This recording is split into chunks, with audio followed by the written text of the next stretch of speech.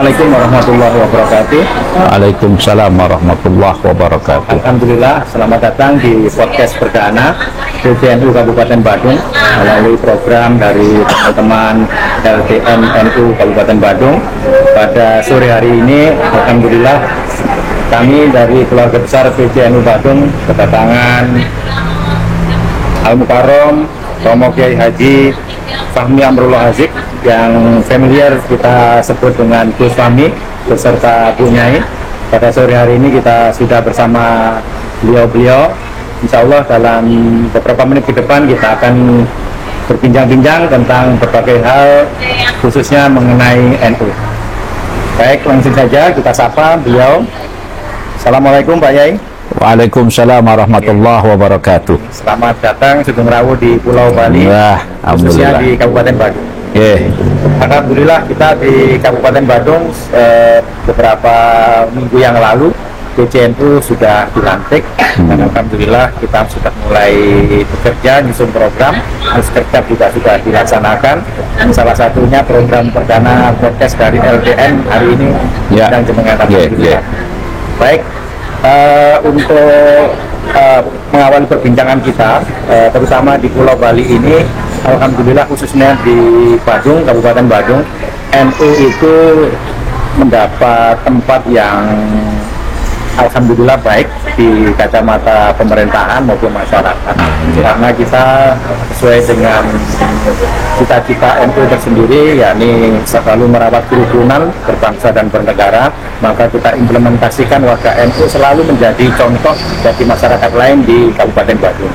Nah, akan tetapi pada akhir-akhir ini kita dengar secara nasional ada isu-isu tentang pembelokan secara NU dan pengkaburan secara NU. Nah, dalam kesempatan ini kebetulan Pak Kiai Haji Fahmi Amrullah Azik atau disebut Gus Fahmi ini adalah zuriyah dari muasis Hadratus Syekh Kiai Haji Hasyim Asy'ari. Insya Allah beliau paham betul dan merupakan figur yang valid untuk menceritakan sejarah NU yang sebenarnya.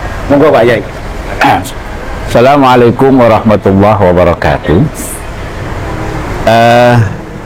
Kalau diminta untuk berbicara tentang sejarah berdirinya NU, tentu sebenarnya banyak sekali buku-buku referensi yang bisa dijadikan rujukan.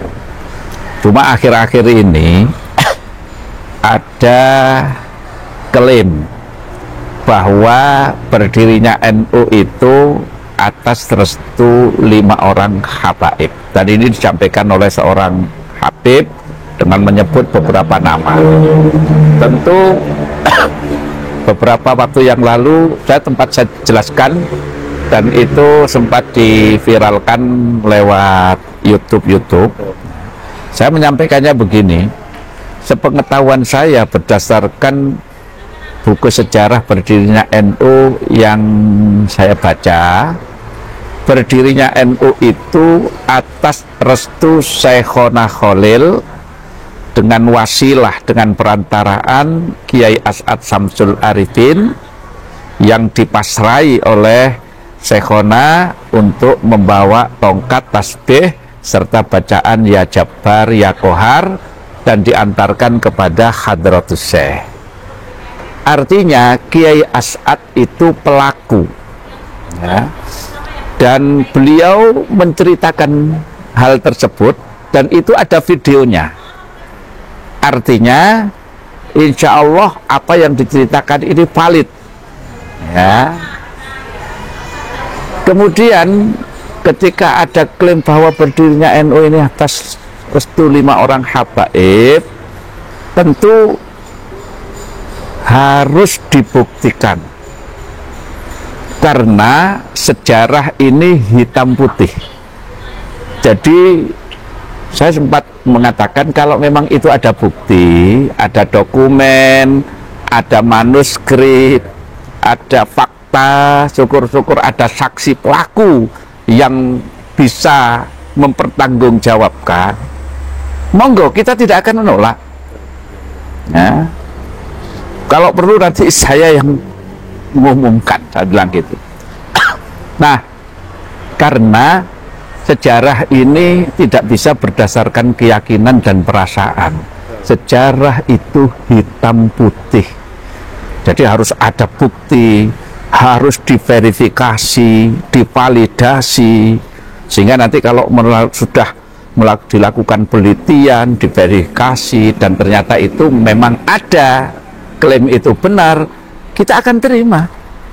Tapi selama itu belum bisa dibuktikan, hanya berdasarkan keyakinan dan perasaan, asumsi, tentu ini sejarah, tidak bisa berdasarkan perasaan, asumsi, dan sebagainya. Nah, makanya sampai saat ini saya tetap berkeyakinan bahwa berdirinya NU itu yang paling utama adalah restu daripada Syekhona Khalil itu. Nah, ini. Ya, baik, terima kasih. Baik, kita semua bahwa sejarah NU yang sudah diketahui sejak lama, memang pelaku sejarahnya adalah Kiai Asar Syamsul Arifin yang diberikan amanah oleh Syekhona Khalil untuk menyerahkan pesan kepada Pak Hasim. Itulah yang kita pahami selama ini. Karena mengapa kami angkat isu ini Pak Yai, karena banyak generasi muda Nahdliyin itu yang bingung karena bukan pelaku sejarah dan mungkin mendengar sejarah NU juga dari orang yang kesekian gitu. Jadi dengan informasi yang kita angkat di podcast ini, insya Allah bisa memperjelas kembali, meluruskan bahwa sejarah NU sampai saat ini tidak berubah seperti yang Pak Yai tadi sampaikan. Kalau ada isu-isu lain selain yang seperti yang disampaikan tadi, perlu dibuktikan secara sejarahnya. Ya, ada buktinya, pelaku sejarahnya siapa, dan seterusnya. Alhamdulillah. Baik, jadi untuk masalah sejarah NU kita sudah yakin, hakul yakin seperti yang tadi disampaikan. Mudah-mudahan semua warga NU khususnya di Kabupaten Badung tidak ada yang resah lagi, tidak ada yang bingung lagi, karena sampai saat ini sejarah NU tidak ada yang berubah, tetap seperti yang kita yakini sendiri. Baik, yang kedua, untuk peran serta NU di masa kekinian Pak ya, apalagi sekarang ini kan isu-isu disintegrasi bangsa itu sangat santer dilontarkan oleh pihak-pihak yang tidak bertanggung jawab. Nah, kita sebagai warga Nahdliyin dan struktural NU punya kewajiban harus benar-benar solid, menjaga rasa persatuan kesatuan tidak hanya kepada sesama umat beragama, tetapi antar umat beragama. Nah, bagaimana peran serta NU kekinian, terutama pada abad menjelang memasuki abad kedua ini, kalau menurut Pak Yai apa yang harus dilakukan NU sehingga negara Kesatuan Republik Indonesia ini tetap utuh dan kita warga NU juga tidak mudah untuk terprovokasi? Ya. Jadi kalau bicara tentang peran NU tidak bisa dilepaskan. Jadi kalau kita berbicara tentang peran NU di masa ini tentu tidak bisa dilepaskan dari peran NU sejak berdiri, kemudian masa kemerdekaan dan sebagainya. Itu semuanya tidak terlepas dari peran Nahdlatul Ulama. Bagaimana kita ketahui, Hadratus Syekh ini dulu menjelang kemerdekaan itu selalu menjadi rujukan para pemimpin bangsa. Jadi Bung Karno kalau ada masalah kebangsaan itu selalu meminta fatwa, ya, nasihat. Panglima Besar Sudirman juga, Bung Tomo juga. Jadi tokoh-tokoh bangsa itu selalu bermusyawarah minta nasihat kepada Hadratus Syekh sampai lahir resolusi jihad itu tidak bisa dilepaskan dari peran Jamiah Nahdlatul Ulama, terutama tokoh sentralnya yaitu Hadratus Syekh. Sehingga wajar kalau kemudian Jamiah Nahdlatul Ulama ini harus menjaga persatuan NKRI. Maka wajib bagi warga NU itu untuk mencintai NKRI. Kenapa? Karena pendiri-pendiri NU adalah juga pendiri-pendiri NKRI. Jadi tidak bisa dipungkiri itu, Mbah Wahab, Mbah Hasim, ini dulu selalu menjadi rujukan. Maka sampai sekarang harus tetap Jamiah NU ini sebagai mungkin sekarang ini satu-satunya penjaga kesatuan NKRI, mungkin bersama Muhammadiyah ya, dan organisasi kecil yang lain, tapi mungkin yang paling mencolok itu adalah NU. Nah, tentu tadi isu-isu disintegrasi bangsa itu mungkin memang sangat meresahkan ya. Jadi ada yang mau melepas, ada provinsi yang mau lepas dan sebagainya ya. Maka kita berharap agar itu tidak terjadi selama Jamiah Nahdlatul Ulama solid menjaga kesatuan NKRI. Nah, jadi selama NU-nya solid, insya Allah Indonesia aman. Tapi kalau NU sudah mulai dipecah-pecah, kita harus berhati-hati. Makanya sebenarnya yang paling utama itu adalah persatuan soliditas NU. Karena yang mungkin yang bisa merusak NU sesungguhnya bukan orang lain, bukan kelompok-kelompok lain.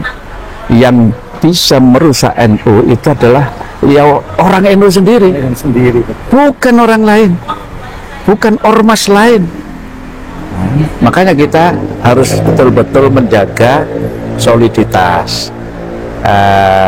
Jadi jangan sampai NU ini terpecah belah hanya karena kepentingan pribadi pengurusnya dan sebagainya. Maka saya katakan jagalah NU ini secara kolektif ya, jangan dibawa kemana-mana, karena ketika NU itu sudah dibawa kemana-mana ya hasilnya pasti kita akan rasakan ya. Jadi hendaknya peran NU itu semakin kita tampakkan. Saya berharap sebenarnya di masa kini ini NU itu fokus dakwahnya 3 saja.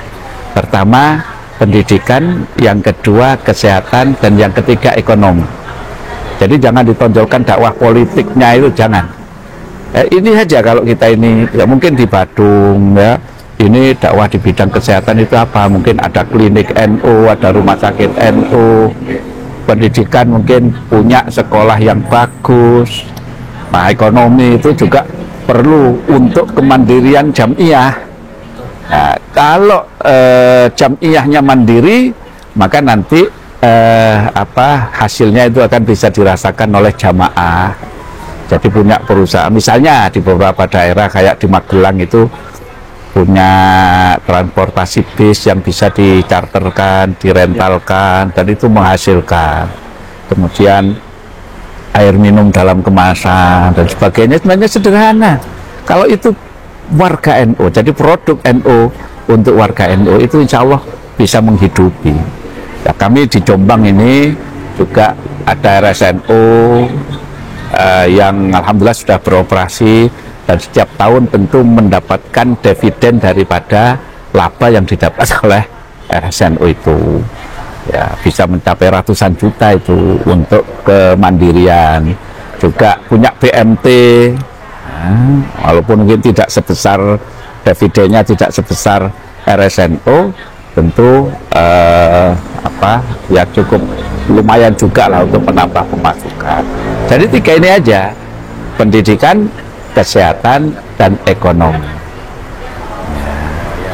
Terima kasih nasihatnya Pak Yai. Jadi untuk di Badung kemarin memang kita fokus saat ini, salah satu program unggulan kita di pendidikan. Kebetulan kita punya LP Ma'arif, di bawah LP Ma'arif itu saat ini kita masih punya MTS saja. Alhamdulillah tanahnya sudah milik sendiri walaupun belum lunas. Masih fokus di perusahaan. Terus gedung sudah lantai 2, kita mau lanjutkan ke lantai 3. Alhamdulillah siswanya dari tahun ke tahun naik grafiknya. Jadi ini adalah tren yang baik seperti Pak Jenengan tadi sampaikan. Jadi pendidikan memang betul prioritas. Terus yang kedua kesehatan. Kesehatan ini kita belum bentuk lembaganya karena orang-orangnya kemarin belum bisa kita kumpulkan. Memang dalam 5 tahun ini harus terbentuk. Ya, SDM-nya harus disiapkan. Karena kita memang benar apa yang jenengan sampaikan bahwa program-program yang menyentuh langsung ke masyarakat bahwa itu yang akan lebih dapat simpati dari warga. Kayak pendidikan, kesehatan, sama ekonomi. Nah, ekonomi ini juga mulai kita bangun beberapa usaha mandiri. Alhamdulillah kemarin kita dapat komunikasi dengan No Volume Indonesia. Pernah dengar ya? Mengumpulkan minyak jelantah. Minyak jelantah itu kita nanti akan kerjasama sama mereka nyiapkan mesinnya, warga Nahdlatul tinggal mengumpulkan minyak jelantah terus dituangkan dan itu bisa dikonvert ke rupiah. Satu liternya kemarin masih belum deal masalah harganya, mereka menawarkan sekitar 6.500. Nah, memang minyak jelantah ini di Bali perputarannya sangat besar, cuman kalau tidak diawasi semacam itu karena nanti itu dipakai biofuel, diesel, bioaftur. Selama ini adanya pengepul kayak itu, cuman dipakai dijual lagi. Ini kan berbahaya. Kesehatan berbahaya. Terus asal dari minyak jelantah itu dipakai goreng apa aja kita kan nggak. Nah, untuk memangkas ini kita warga nanti kemarin sepakat kita akan gerakan ini hal negatif untuk masyarakat bisa terhindar. Alhamdulillah. Terima kasih teman-teman Nahdlatul di Kabupaten Badung khususnya dan Indonesia pada umumnya. Nasihat-nasihat tadi tentang NU kekinian kita harus benar-benar solid, struktural dan juga di kultural sehingga NKRI ini bisa tetap terus dijaga kita harapkan depan.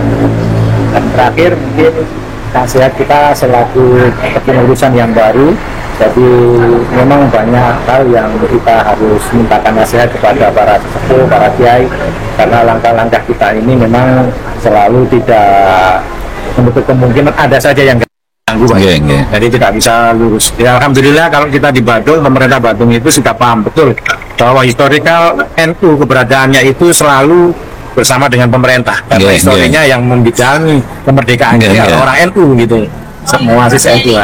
Kalau di pemerintahan Badung ini alhamdulillah mereka itu selalu paham kalau sudah NU mempunyai kegiatan, beliau harus support karena tidak akan mungkin bikin kegiatan yang aneh-aneh.